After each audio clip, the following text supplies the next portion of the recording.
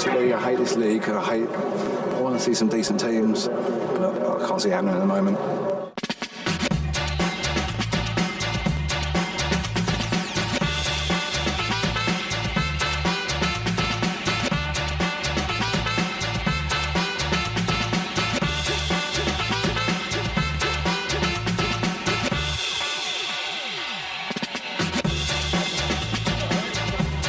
Welcome to Football Hurts, a unique series looking at the passion and the pain of the beautiful game.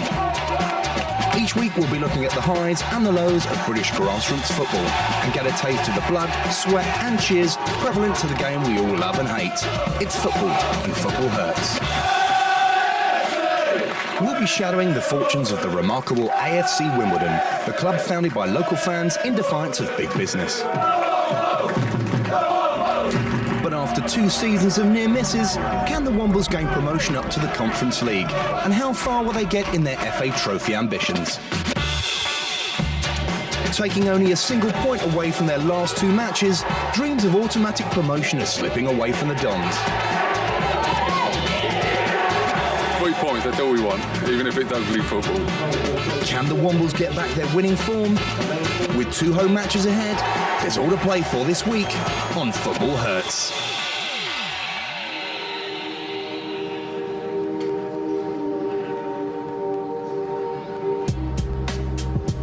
The Dons now have a home near Kingston upon Thames, sharing with non-league rivals Kingstonian FC.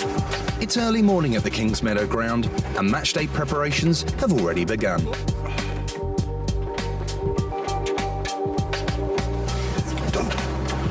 Cordon off that area there for our players and them, and somebody stands guard there, often me, because we're short of stewards. I'm just cleaning the seats before a home game.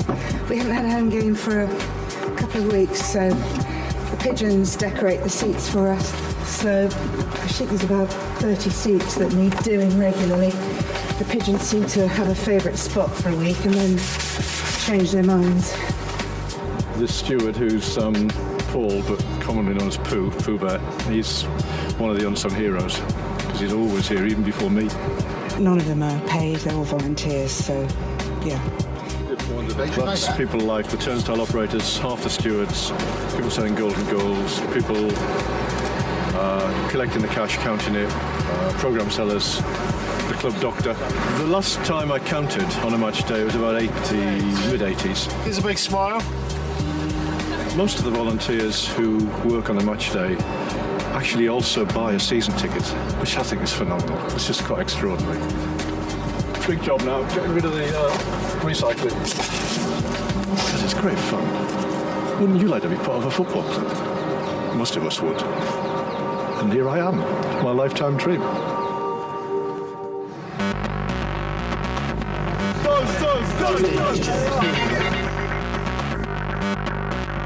After a disappointing away run, the Dons hope to bag some points on their home turf. Quite a few players out with injuries and 2 suspensions, so you never know. Well, Wimbledon are third still, games in hand over Hendon and Chelmsford. Pushing on, if we win them all, we're pretty close to them now.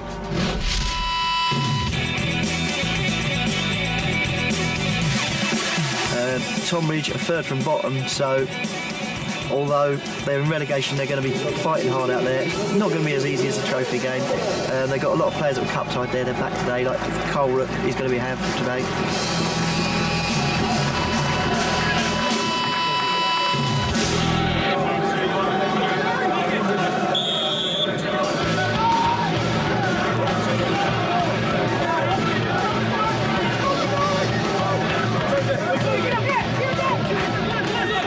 Changes for the Dons from Tuesday night's draw at Billericay, with Chris Hussey, Mark DeBolla and Marcus Gale all coming in.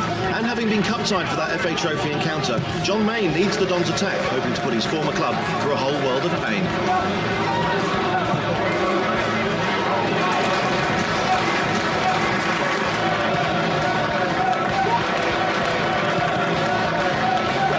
All over the top, an early chance for Mayne.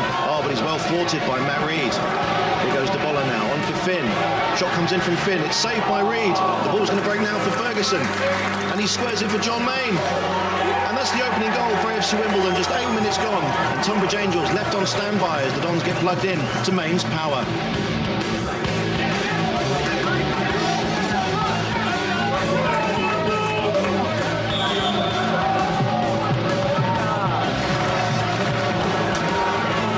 Ferguson now streaking clear down the right-hand side, and it's a decent delivery. Oh, but it's over the bar from Finn.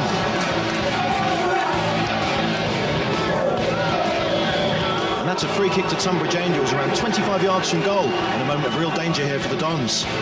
Kick taken by Anthony Story. It's a great save from Butcher, and into the side netting from John Beals.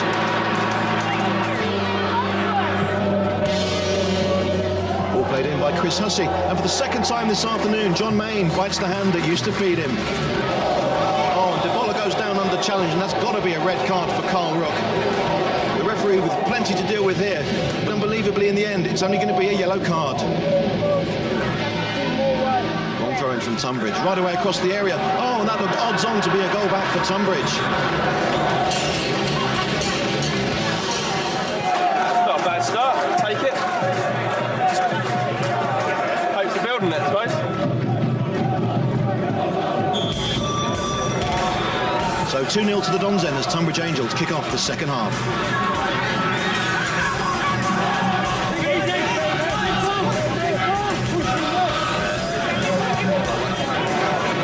Here goes Kirk Watts now for Tunbridge Angels. Always a danger down the left-hand side for them. He's up against Mark Beard. Cross comes in. Oh, that's 2-1. And Carl Rook, the man they brought in to replace John Main, gives them new hope and gives Tunbridge fans something to crow about.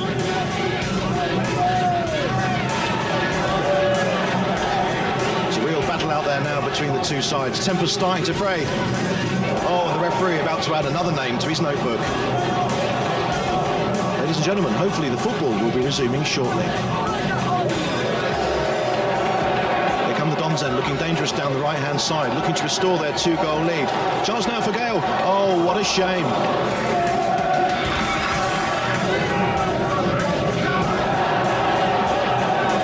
Well, not sure what happened there, but John Main looks to be in considerable discomfort.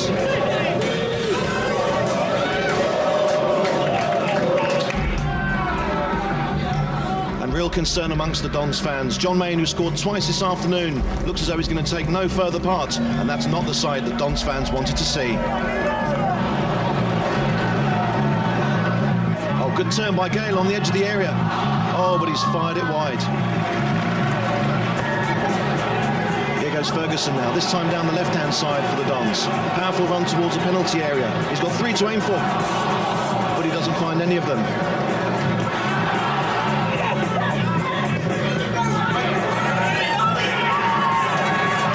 2-2, and that's his second of the game. Once again, completely unmarked. And having been very much the kings of the first half, the Dons have now twice been taken by the Rook.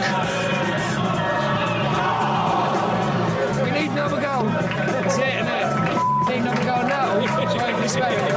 Go!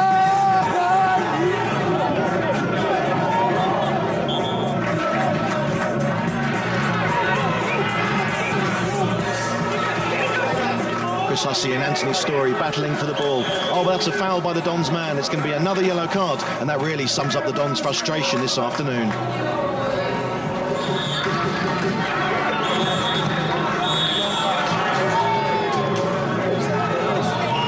Well, the Dons looked home and dry at half-time, but it's finished 2-2, and they've drawn with Angels instead.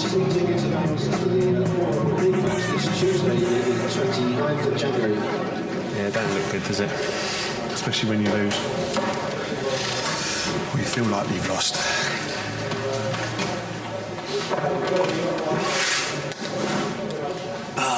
Disappointed. You said everyone's a bit deflated. No one's happy with the point. We need to be winning games because we're playing catch-up, so it's no good to us, really.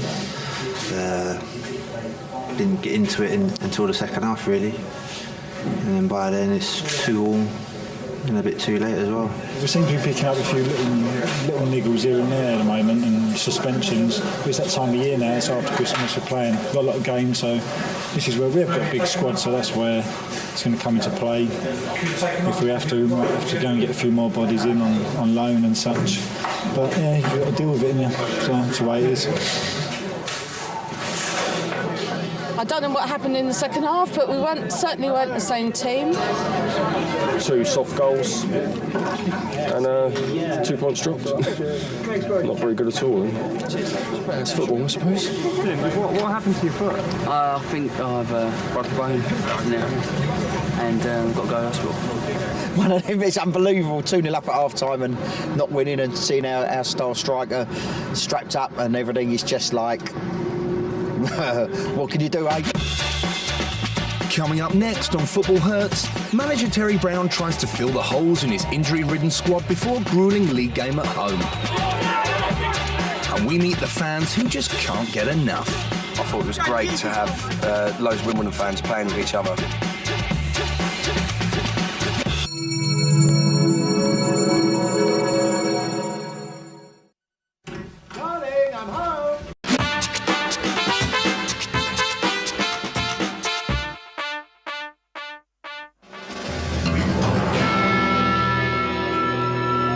Apparently, most British men think about football every 14 seconds.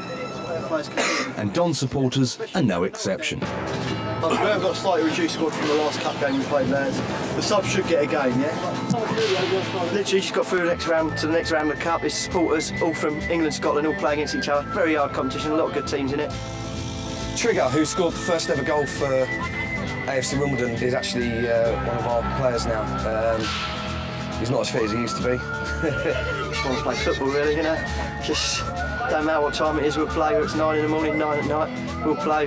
Really be switched on. Don't be on your heels thinking, oh, when's the next ball coming? Not as fit as we used to be, so we're just getting as many games as we can until our legs give up. So. I thought it was great to have loads of Wimbledon fans playing with each other.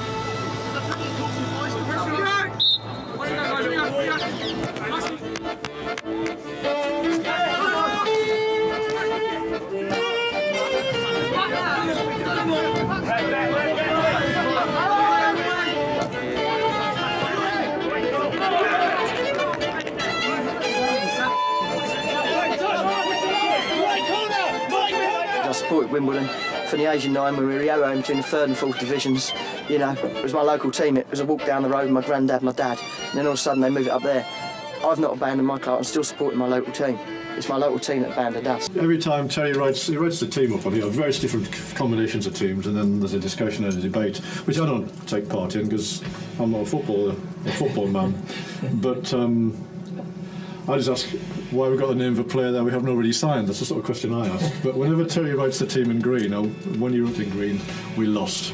And football managers are incredibly superstitious people. And I'm rubbing it all off now, so you can't. They're going to go and ruin all the green, including the ones that we haven't yet signed, which is an amazingly long list. Just getting a new footballer, a new player, is a bit like trying to buy a house. You know what you want, you know exactly what you want. You might even have seen it, but it might not be available. So they're usually more disappointing, though. Yeah, and often more expensive, I'm afraid, than houses. Yeah. All this coming out of your wages, Terry. So which is absolutely good. Well, to be I've heard it's coming out of television fees. That's what I mean.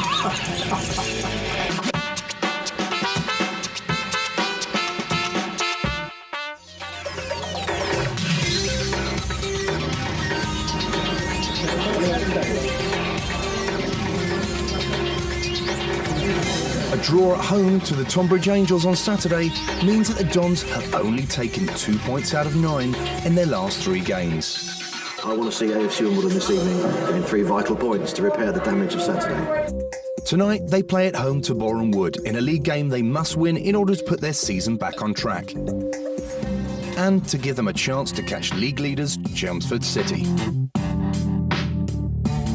Everybody wants us to get out of this league, all the fans. It's absolutely critical. It's our 3rd year in this league, and we should be doing better. We want to do desperately to do better. But with a famously English 5th metatarsal break and plenty of other first-team players on the injury list, physio Mike Rayner is battling to keep what players they have left fit for tonight's game. Yeah, we've got plenty of injury problems at the moment. We've got a 5th metatarsal fracture that was sustained Saturday. We've got 3 knee injuries. We have hamstring problems. We've got various calf and knocks and things, so it's going to be a busy night.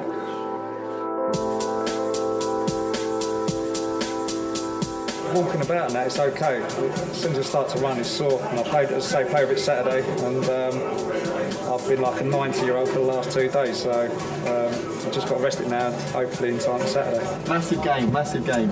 Yeah, really big game. Really big. Huge game. Extremely big game.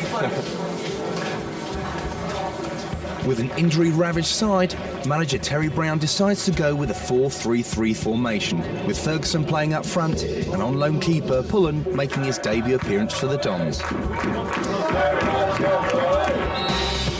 So Boreham Wood, playing in the white shirts, have been sucked into something of a relegation battle, but they're sure to come out fighting this evening. So James Pullen then looking just to shepherd this ball out of play. Oh, that's a ridiculous challenge from Elliot Anochi. The ball's out of play, the ball had long gone, and surely the referee has to take action here. Anochi offering a hand of sympathy for Pullen, and incredibly, it doesn't look as though the referee is going to do anything. Ball out now to Ferguson on the right-hand side. Great chance to deliver a cross into the area. Webb with a header. Oh, but it's drifted just wide of the post. So goalless then at half-time, and Dons manager Terry Brown offers the referees some feedback. Enjoy is not the word I'd use to describe that first 45 minutes. Dull. Second half, I think it'll be a lot better. I think at least they're attacking this end. Hopefully the crowd get behind them, and Martin Scale 35 yards out, happy days. The second half saw the Dons dominating after Terry Brown changed the formation to a 4-4-2, replacing Mark DeBolla with Richard Jolly.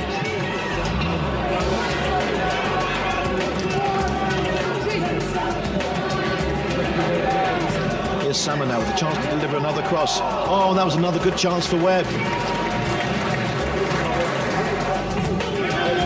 Here's Finn now, steadying himself for a long-range effort, but once again there's no way past Noel Limber.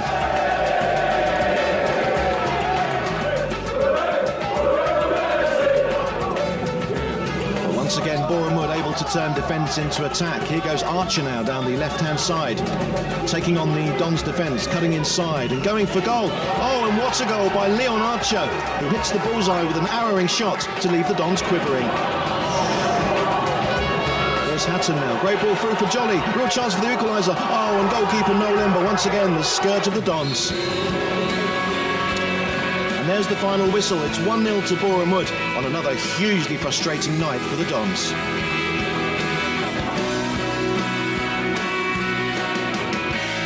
We weren't good enough tonight.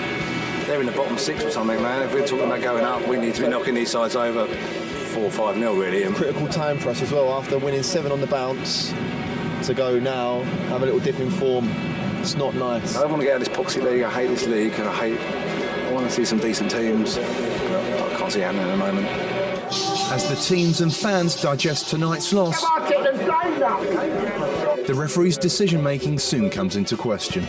I'm not here to absolutely abuse the refs, but the goalie, Noel Limber, got away with murder today. People are doing their final drinks in there, and 1 or 2 people are being polite to the referee, but I can't bring myself to do that, so I'm not going in.